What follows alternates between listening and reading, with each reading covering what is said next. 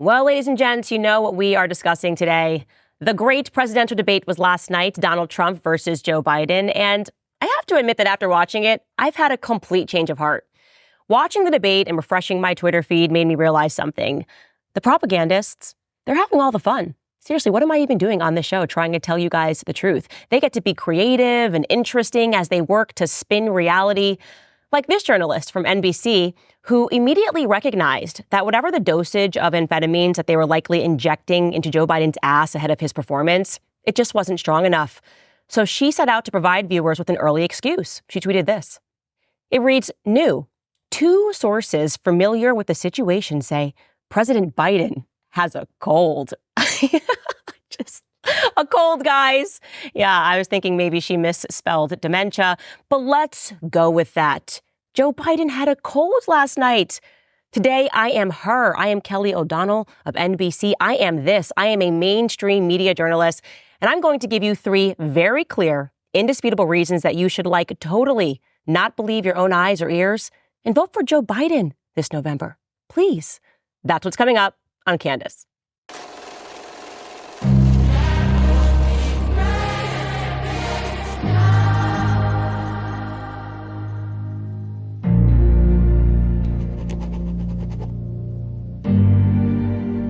All right, guys, so I don't know if the latest model of COVID dropped last night, but it appears to me that a lot of people had a cold last night. A lot of people must have had sinuses, maybe lost their sense of taste, because the usual pundits just weren't responding to the debate in the way that I thought they would.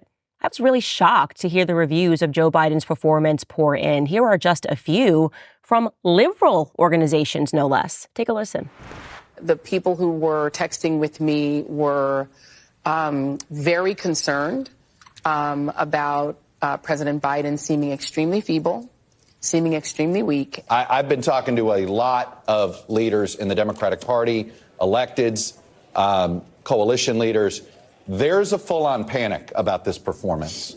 John King has described a panic inside the Democratic Party right now because of President Biden's performance in tonight's debate. He's been hearing from Democratic lawmakers and others around the country. Some within your own party are wondering if President Biden should even step aside. What do you say to that? What? Step aside? Feeble, weak, concerned, panicked? This is insane. They must have been watching something else. I mean, at least Van Jones had a little more heart when he touched upon the subject. Here's what he had to say. That was painful. I love Joe Biden. I work for Joe Biden. He didn't do well at all. He did not do well at all. And he looked, I'll give you the analysis, you kind of have the old man versus the con man. I can walk you through how I'm supposed to see it and say it, but I just want to speak from my heart. I love that guy. That's a good man. Thank you, Van Jones. I also love that guy, and he is a good man, and he does care about this country. And anybody who's saying anything else is obviously wrong. I want to be clear to you, America. Biden last night was forthright, he was audacious, and I would argue that he was both clear and concise in all of his answers, which brings me to reason number 1 that you should definitely, totally go vote for him. And that's because of his communication skills. They are second to none. And in case you need reminding, here is Joe Biden last night explaining to voters how he is going to tax trillionaires, he meant billionaires, so that we can have free childcare. Take a listen. What I'm going to do is fix the tax system. For example, we have 1,000 trillionaires in America. Billionaires in America. And what's happening? They're in a situation where they, in fact, pay 8.2% in taxes. If they just paid 24%, 25%, either one of those numbers, they'd raise $500 million, billion dollars, I should say, in a 10-year period. We'd be able to wipe out his debt. We'd be able to help make sure that all those things we need to do, child care, elder care, making sure that we continue to strengthen our health care system, making sure that we're able to make every single solitary person eligible for what I've been able to do with the COVID, with dealing with everything we have to do with, look, if we finally beat Medicare. Thank you, President Biden. Yes, thank you, President Biden. You know what? I don't like the faces there that Trump was making at him, like he was struggling to understand the end, and people were circulating this clip as if what he said didn't make sense. So we decided to create this quotable for you of what he was saying about childcare and elder care and what he was going to do. He said, quote, for clarity, childcare, elder care, making sure that we continue to strengthen our healthcare system, making sure that we're able to make every single solitary person eligible for what I've been able to do with the with the COVID, dealing with everything we have to do with the look. There was some general squealing that took place after that. And then he said, if we finally beat Medicare. And I think that clarifies everything.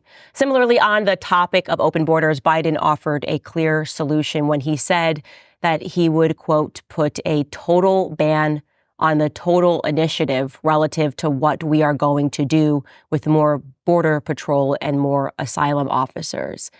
And I was disgusted to see how Trump responded to him with such nastiness. Take a listen. There are 40% fewer people coming across the border illegally. That's better than when he left office. And I'm going to continue to move until we get the total ban on the total initiative relative to what we're going to do with more border patrol and more asylum officers. President Trump? I really don't know what he said at the end of that sentence. I don't think he knows what he said either. Look. I can't believe Trump said that. It doesn't matter what he said. It gets the people going. People were hyped because he was saying some stuff, and it's not necessary to point out that it doesn't always make sense. Which brings me to reason number 2 that you should get out there and vote for Joe Biden this November. It's because Joe Biden has the audacity. We need a leader that is audacious. And for me, I recognize that when he began yelling at Trump about sleeping with porn stars. Take a listen. How many billions of dollars do you owe in civil penalties for molesting a woman in public, for doing a whole range of things, of having sex with a porn star on the night while your wife was pregnant? I mean, what are you talking about? You have the morals of an alley cat. The morals of an alley cat, he said seriously, as if Hunter Biden's laptop doesn't even exist. It was just a trove of pornography. And when you are talking about people and molestation and sleeping with other people, the fact that Joe Biden got up there and pretended that Hunter Biden was not even a person in his life so that he could land a punch on Donald Trump, I thought that was brave. But the number one reason that I'm asking my listeners to get out there and to vote for Biden this November is because this is a man that is brave enough to cheat and to lie when everybody is watching. And that reminded me of my college years when I watched South Park and they did an episode on Bill Belichick and cheating. And yeah, they had some very good lessons and tidbits about the way to cheat. Take a listen. This is Bill Belichick, coach of the New England Patriots. He's won 3 Super Bowls. How? He cheated. He even got caught cheating, and nobody cared. Bill Belichick proved that in America it's okay to cheat, as long as you cheat your way to the top. Hey, I don't want to be called a cheater. No. If you cheat and fail, you're a cheater.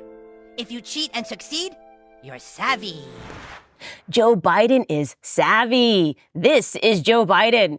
And yeah, I think the 2020 election proved that in America, if you cheat your way to the top, if you don't get caught, you are nothing more than savvy. And that's not all South Park had to offer. Take a listen. When Bill Belichick got caught with his camera, he did not panic. He simply said what every good white cheater says when caught. I misinterpreted the rules. It's what you must also say when caught cheating. I misinterpreted the rules. Say it with me. I misinterpreted the rules. And I think that's honestly what happened last night. Beyond anything else, Joe Biden simply misinterpreted the rules.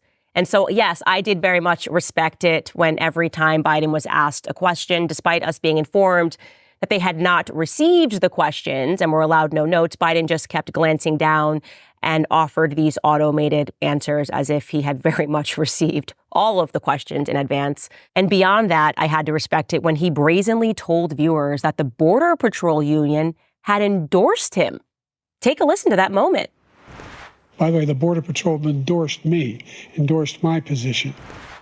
And yeah, I'll admit it. It was a little bit surprising when the Border Patrol Union themselves then instantly tweeted this in response to that moment.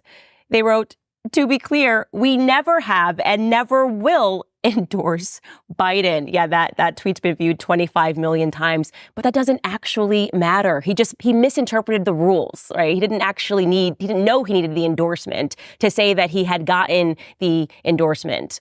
And I would say the same for all of the other lies that he told to us, to our faces, which were pointed out by none other than CNN. Take a listen. Some of them. He said he's the only president in a while who didn't have any troops dying anywhere in the world. Troops have, of course, died on his watch. He said he's put in a $15 per shot cap on insulin and Medicare. It's a $35 a month cap. He said it's a $200 cap on overall drug spending in Medicare. It's $2,000 a year. He said the border now has fewer crossings than when Trump was in office. That's generally not true. He said, or at least strongly suggested, unemployment was at 15% when he took office. It was actually 6.4. He said Trump wants to get rid of Social Security. Trump doesn't. He said billionaires pay 8.2% in taxes. It's much higher. He said Trump told Americans to inject bleach amid COVID. We know Trump made foolish comments about scientists studying disinfectant injection, but didn't frame it as advice to people. And Biden said the Border Patrol endorsed him. No, its union supported the border bill he supported, never endorsed him himself. Yikes. Don't listen to any of that. Listen to me. Repeat after me, America. Biden, he misinterpreted the rules. He misinterpreted the rules. That's all that happened last night, and it is not a big deal. And by the way, we know what supersedes all of this nonsense, all of these people on panels talking about his performance, trying to analyze it? The experts. We know beyond anything else is that we should always trust the experts, and 10 out of 10 times the experts are doctors. And there's no greater expert when it comes to Joe Biden than his wife, Dr. Jill Biden. And she had this to say about the performance. Joe, you did such a great job. You answered every question. You knew all the... And let me ask the crowd, what did Trump do? Lie! Yes.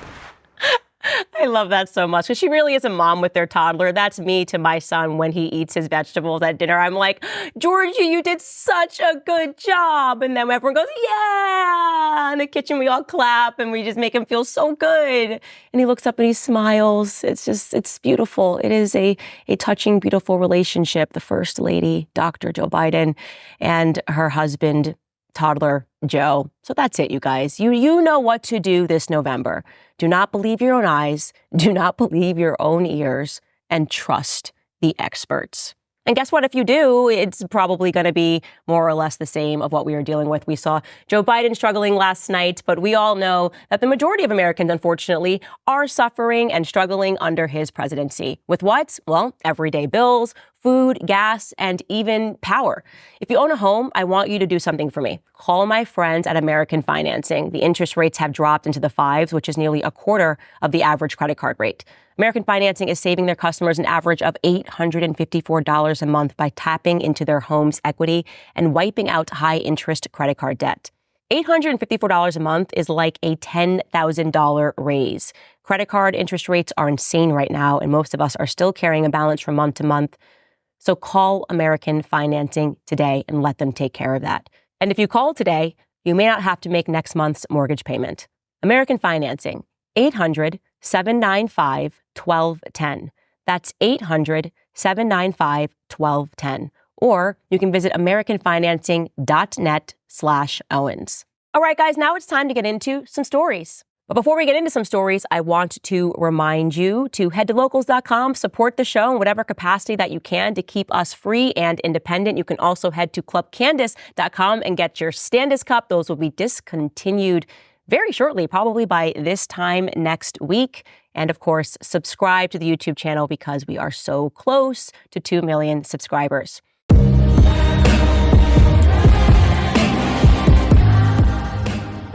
Okay, first up, on a serious note, what are my suspicions about the debate last night? Well, I think the majority of people are recognizing that it seems a little bit too perfect, right?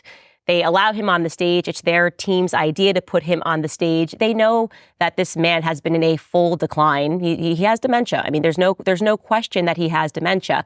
And by the way, he's had dementia since he was first elected into office. They just used COVID as a way to shield him from the public, pretending that they were just worried about, spreading viruses. Well, unfortunately, as it works, as the years goes on, it can advance quite quickly, and that's what we're seeing. It's why he's got that gaping mouth, right? When you see him and that faraway stare. For any of us who have had relatives that have suffered with dementia, we recognize those things. We recognize, even in his gait, right? The way that he's walking, you recognize that this is a man that is suffering from some form of dementia, and they are not allowing the American public to know about it, or they have not in the past allowed them to know about it.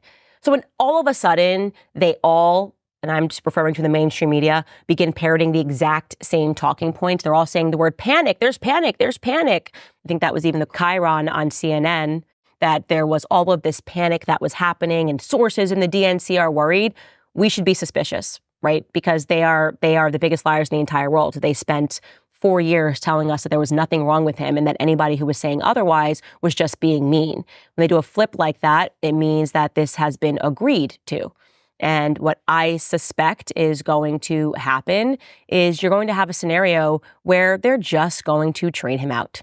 They're going to trade him out. They're going to put someone else there. That's exactly what they want. They didn't want to run the race with anybody else. And now they're going to magically say, oh, we are going to install maybe someone like Gavin Newsom. If you want to deal with a real villain, we have a Gavin Newsom presidency, someone that is well within their ecosystem and who they can control without having to worry about the fact that they can't put him in front of a camera, right? They quite literally every day have to wake up concerned about the fact that they cannot put him in front of a camera. Joe Biden cannot be put in front of a camera. That is ultimately embarrassing. It's too much work for them, worrying about whether or not the president of the United States is going to lose his bowels at public events. It simply cannot stand. You have people walking him off stage, like he's their client, like he's their patient, rather. And so they are ready to trade him out for a newer model of somebody that they can control. And I am very concerned as to who that individual is. So in order for this race to stay, I guess, authentic in any capacity, even though it's not, given all the things that they are doing, I actually do want Joe Biden to remain the Democratic nominee. And I do not suspect that will happen. Moving on to another story. So Piers Morgan responded to me.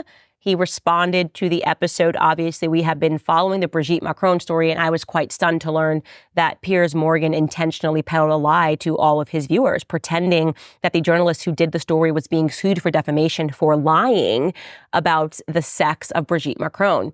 And of course, as I have revealed to you, and this is a very serious story, you should be paying attention to it because this is sadistic, no, the journalist Xavier Poussard was not sued at all. He is the chief editor of Fait et Document. They have not been sued in any capacity. In fact, he is suing the state for documents to prove once and for all that Brigitte Macron is in fact Jean-Michel Trogneau, a massive state secret that is being kept and alludes to the idea of blackmail, something that we understand is happening. I believe that there are a lot of politicians in power that have been blackmailed into positions and that there is sort of this shadow government that is running the world.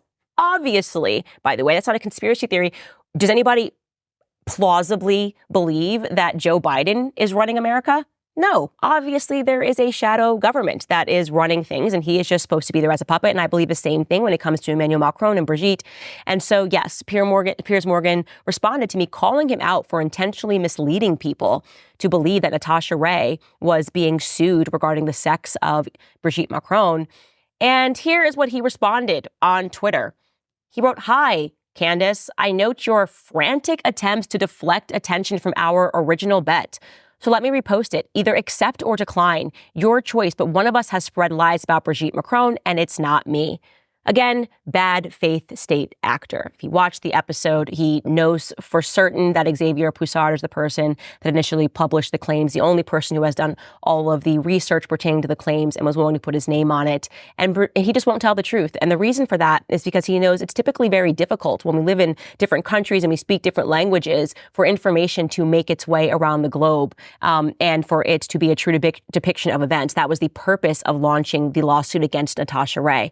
And as I I said, even though she has a very severe form of cancer, they are going after her simply so media pundits like Piers Morgan can pretend that the lawsuit is pertaining to the sex of Brigitte Macron. She's likely going to win that lawsuit, by the way, because Natasha Ray did misspeak, as I said, about the documents being falsified by Jean-Michel Trogneu's town hall out in Amiens. But that's not about the actual sex of Brigitte. So the media is going to then parrot, oh, the defamation lawsuit, Brigitte won the defamation lawsuit. That is a lie. So we will continue to cover that story, and hopefully our truth will be screamed louder than they can scream and parrot the lies. All right, guys, moving on and away from lies. Obviously, I have been very open about the fact that my favorite congressman ever is Thomas Massie. He is absolutely amazing. He comes from Kentucky. His backstory is amazing. And one of the things I really admire about him is his strength to stand up to groups that are constantly trying to pressure and squeeze our politicians, groups like AIPAC, who have come after Thomas Massie for his America First perspectives. Not one red cent sent overseas. And until Americans are taken care of first. That is his policy for all countries. And when he did not get on board with, we need to send more money to Israel, they suddenly wanted him out of office and began spending money trying to get him out. And Thomas Massie, like I said, has just been an absolute bull. Well, I think unbeknownst to the majority of the public, he had been going through something quite personal, the details which have not yet been made available, but he did post that he lost his wife and his high school sweetheart this morning. And I was so heartbroken reading these tweets, and I just want to read them to you in their entirety. He wrote, "Yesterday, my high school sweetheart, the love of my life for over 35 years, the loving mother of our 4 children, the smartest, kindest woman I ever knew, my beautiful and wise queen forever, Rhonda, went to heaven. Thank you for your prayers for our family in this difficult time.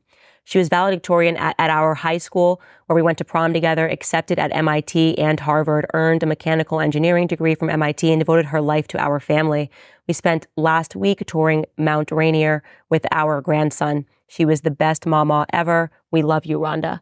Truly just such a sad thing. And like I said, you just never know. Life is not obviously guaranteed, and you never know what somebody is going through. And to see what he has been going through in office, standing up for American values, and then to now put that and to combine that with what we now realize and recognize that he was going through in his personal life, it's heartbreaking. And so I just wanted to ask all of my listeners to just say a prayer for Thomas Massie, say a prayer for Rhonda. Beautiful relationship. You don't get to hear about often people that actually have good values, put faith at the center of their relationship, and love their country. And so God bless Thomas Massie and Rhonda. I will definitely include her in our prayers. All right, guys, let's get into some of your comments.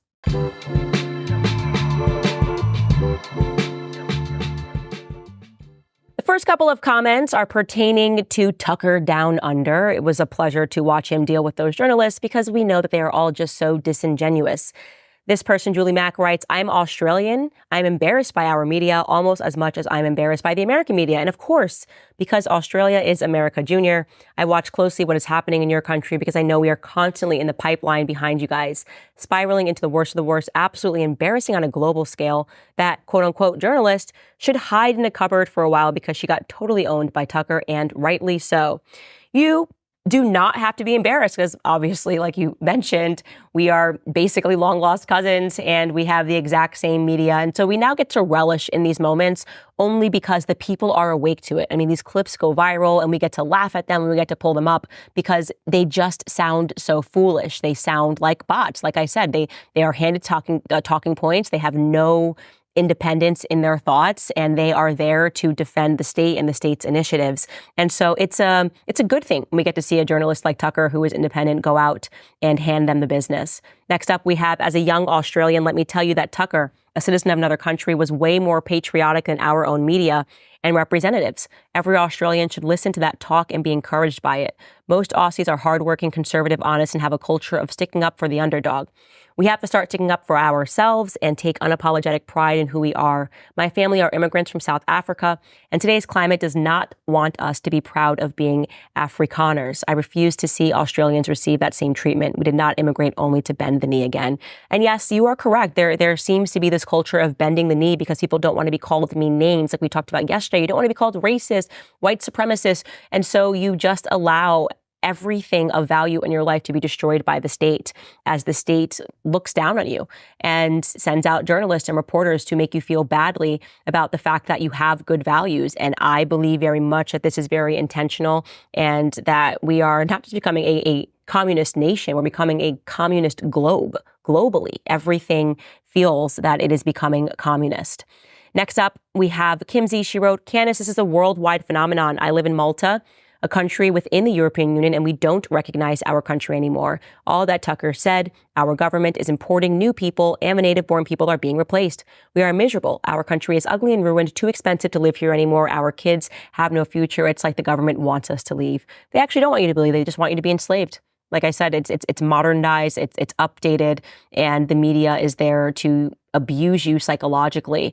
And the thing that gets scary is the generation that's coming up who doesn't remember, who will have no memory, rather, of what the country was like before this, because they will accept that as their new norm. And that's why the education system becomes so important for them to take over, to rinse these kids, to brainwash them into believing that what they're seeing is something to be appreciated, right? To appreciate filth, to appreciate everything that they're seeing, to appreciate the high taxes because there's some higher initiative that they're serving, some higher goal. And of course, that's, racial unity, sexual unity. You get to be non-binary. Like you're serving all of these weird narratives because they don't want you to look around and recognize that kind of everything has gone to crap.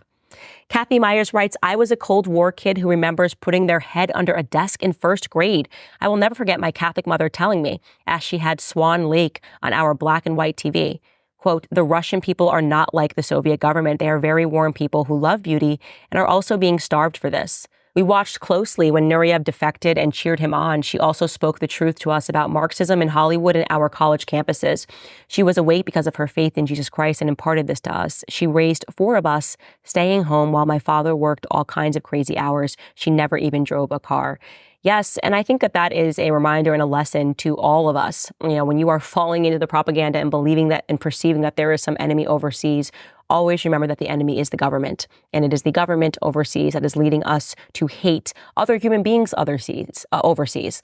Like I said, that famous Aldous Huxley quote where he talks about, the goal of propaganda is to make human beings not recognize other human beings as human beings. And that's what they have been very successful in. And I think they sense that they are having some difficulty now because I believe there is a global awakening happening. And I just will not accept the idea that Russians are my enemies, that Russians are to be feared, that Putin is to be feared, number one. Like I said, we've done way worse things. Our governments in the West have done way worse things. Amira writes, I'm a Muslim woman, but I love Candace Owens so much. Although we have different religious beliefs, you say what so many of us are thinking. You are one of the only journalists who actually speak their mind and aren't just government pawns. Yes, especially pertaining to Muslims. I felt that was my ultimate brainwashing as a child, and that was really because they wanted to bomb Muslim countries. And a lot of the countries that they bombed had very old Christian populations there, particularly in Iraq. I think one of the oldest Christian communities was in Iraq, and they bombed that out of existence. And they want you to perceive the war by different means. And now I'm really starting to understand that they intentionally feed this hatred and this fear into children when they're young, so that we will accept our government committing acts that are just completely atrocious and immoral. And the American government has been dealing in immorality for a very long time. Lastly, we have a Manekt comment. Love that I'm getting so many people that are connecting with me on Manekt. I had my first German Manekt, and I also had a UK Manekt this week. So these have been my first 2 international Manekts. It's been exciting. I'm not going to read this person's entire comment, but I do want to get to the portion that I want to respond to. She writes, hey, Candace, I'm sorry, but I don't have a question. It was just worth it to me to send you this info in a way that you'd be guaranteed to see it. I'm a 31-year-old married, praying for children, glad trad Catholic in Tyler, Texas. Loved you since 2018 and so excited for your new chapter. Okay. Number 1, Foundations Restored, a mind-blowing documentary series by the Colby Center, a Catholic apostolate that examines belief in creation versus evolution. It's very important, you guys. I wanted to mention that. And then to her last one that she recommended on YouTube, Titanic, The Shocking Truth, 51 minutes long. I just wanted to let her know that I have been getting a ton of people commenting to me about looking into the Titanic, and I haven't done it, but I had heard the rumblings of it, and I promise that I will look into that in the future. I just need to make sure that I fact check everything. I think, and you guys let me know if I'm wrong, but this has something to do with the Federal Reserve and people that were against the Federal Reserve, which is obviously the greatest crime that ever happened. The greatest financial crime that ever happened was the establishment of the Federal Reserve. And every president or leader that starts speaking about that mysteriously ends up dead. And apparently, people that did not want the Federal Reserve to be established, who were standing in the way of the Federal Reserve being established, were on the Titanic. Let me know if I'm right in the comments. And then last second, kind of like Lucky Larry and 9/11, people that were supposed to be on it magically pulled out. So I've heard that. I've heard the rumblings, and you guys know that I am always down to look into another version of history because I now recognize that we are just being propagandized and sold lies. But I have to watch the Michael Jackson documentary first, so I'm going to have to put that on hold. All right, ladies and gentlemen, have a wonderful weekend. Also letting you know that tomorrow we are going to be airing a special where I am going to be speaking to the people that put together A Sound of Hope, talking about foster care, talking about adoption, talking about the system. It's a conversation that a lot of people are having, and it is an important one. So I will see you guys then.